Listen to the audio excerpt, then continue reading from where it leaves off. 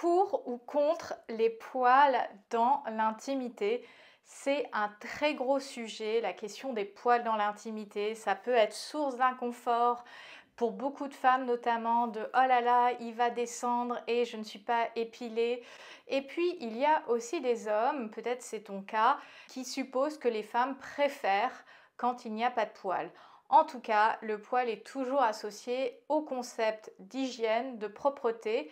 Dans notre société ultra hygiéniste, quoi faire finalement de nos poils? Dans cette vidéo, je vais te partager les 5 voire même 6 raisons pour lesquelles les poils sont super importants et ce pour ta vie intime. La première fonction qu'ont les poils sur notre corps et notamment au niveau pubien mais même à tous les niveaux où il y a des poils, à part les sourcils, bon eux ils sont plutôt décoratifs, la majorité des poils ont un rôle protecteur, c'est-à-dire qu'ils vont servir de barrière contre des agents pathogènes, contre les bactéries, par exemple les poils dans le nez. Alors maintenant c'est devenu une mode de les épiler, mais à la base les poils dans le nez, ils permettent de filtrer les bactéries qui rentrent dans notre organisme. Donc ils servent de protection, cela permet d'éviter des contaminations plus importantes. Les poils servent aussi à réduire les frottements, que ce soit avec tes vêtements que avec un autre corps. Donc ça évite les rougeurs et tout ce qui est petits boutons. On le voit assez bien quand on a tendance à se raser ou à s'épiler, on a souvent des petits boutons rouges du fait des frottements des vêtements.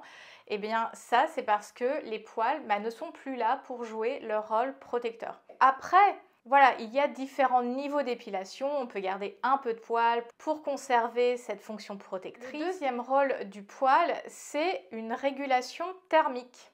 On le dit souvent, on garde nos poils en hiver pour se tenir chaud. Au collège, il y avait eu un garçon qui m'avait un peu body shamé parce que à 13 ou 14 ans, je ne m'épilais pas encore et j'avais un léger duvet sur les jambes et ça m'avait traumatisée. Et après, j'étais devenue, mais à la recherche du moindre poil, il fallait que je l'enlève. Donc les poils au niveau de la zone intime permettent une meilleure régulation de la température, créant un microclimat, oui, un microclimat permettant un bien-être cutané des muqueuses intimes.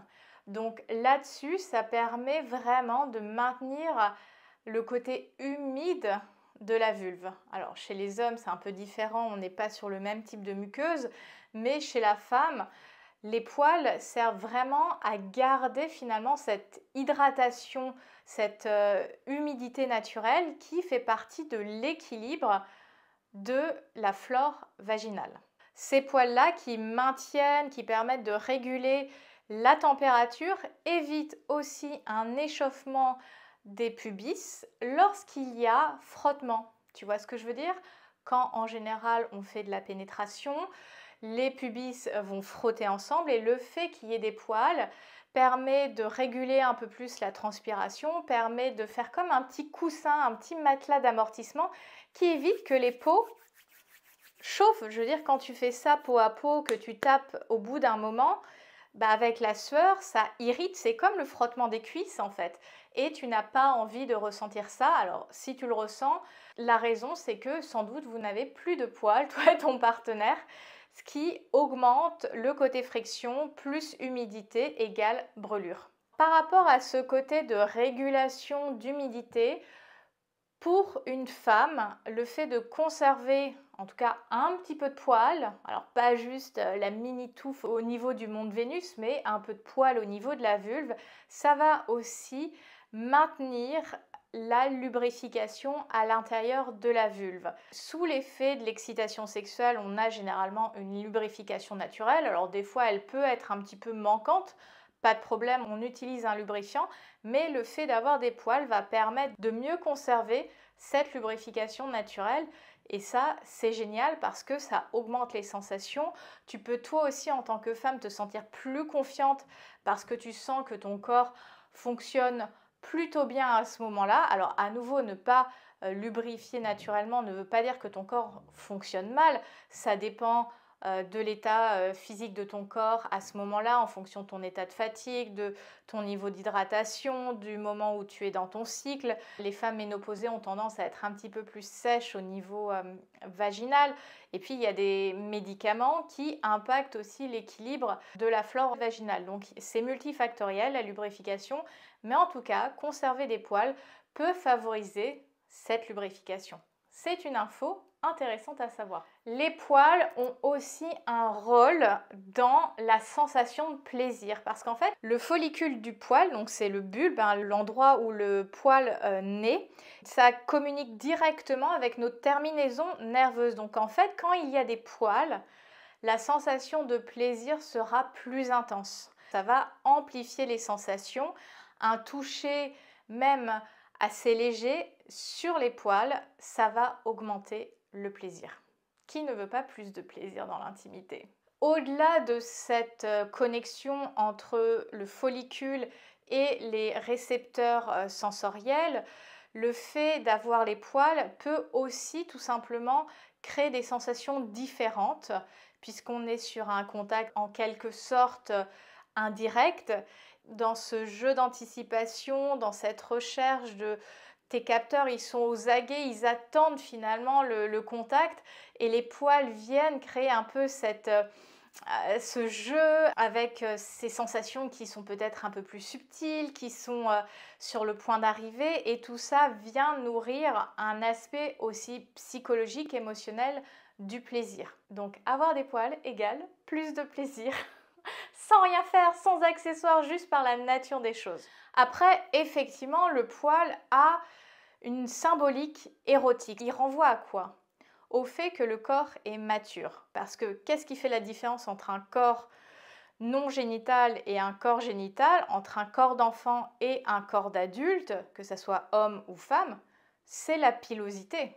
La pilosité est un des premiers marqueurs de la puberté. Donc finalement, un corps avec des poils, c'est un corps qui va renvoyer à de la maturité physique, à une disposition finalement à la capacité à procréer. Donc au niveau inconscient, symbolique, ça peut être source d'excitation, d'une envie plus grande parce qu'on perçoit ce corps avec des poils. Le fait de conserver des poils, pour certaines personnes, ça renvoie à un côté un petit peu nature qui nourrit leur imaginaire érotique, ce qui peut être assez savoureux. À nouveau, il y a des personnes qui aiment ce côté naturel. Personnellement, si tu as pu me suivre récemment sur les stories Instagram, j'avais fait un reel avec guest star Jonathan Bailey. J'ai fait un remix et je parlais de ma passion pour les poils. Moi, je suis team pro poil. Je trouve ça hyper sexy chez un homme.